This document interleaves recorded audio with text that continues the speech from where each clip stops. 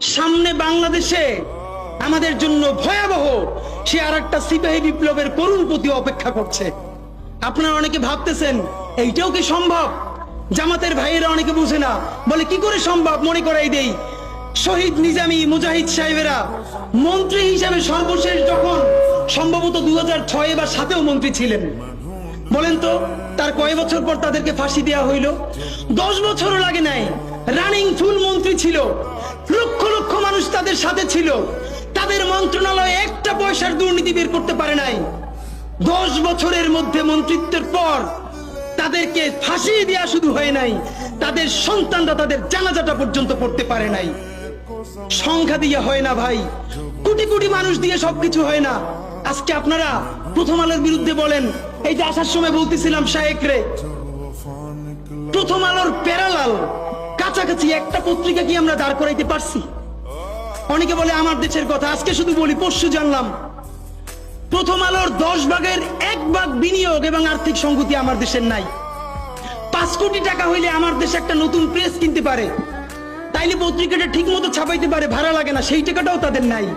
ভাই, ভালোবাসা দিয়া পয়সার কাজ হয় না।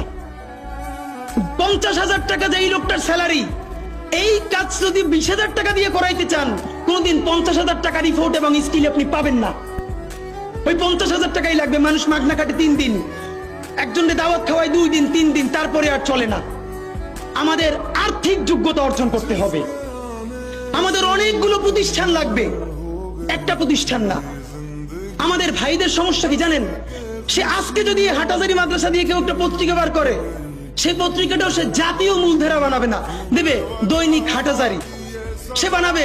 মানে কোনো না কোনো ঘুরে ফিরা তার চিন্তায়, মননে, মগজে প্রথমে হয়তো হাটাজারি, সর্বোচ্চ বড় হইলে হেফাজত, এরপরে সর্বোচ্চ বড় হইলে বাংলাদেশের শুধু মুসলমান। ভাইরা, এই মুসলমানের বাইরের যে জনগোষ্ঠী, সেটা কি আপনার না? আপনি ভাবেন এই দেশের আপনি প্রধানমন্ত্রী, তারপরে ভাবেন আপনার জনগোষ্ঠী কারা, আপনি সেরকম চিন্তা করেন। সুতরাং আমি কথায় অনেক ভুলভ্রান্তি বলতে পারি, কিন্তু বিশ্বাস করেন আমার কলিজা চিল্লেও আপনারা শুধু যেটা পাবেন সেটা হইল আমি চক্ষু বন্ধ করে দেখতে পাই।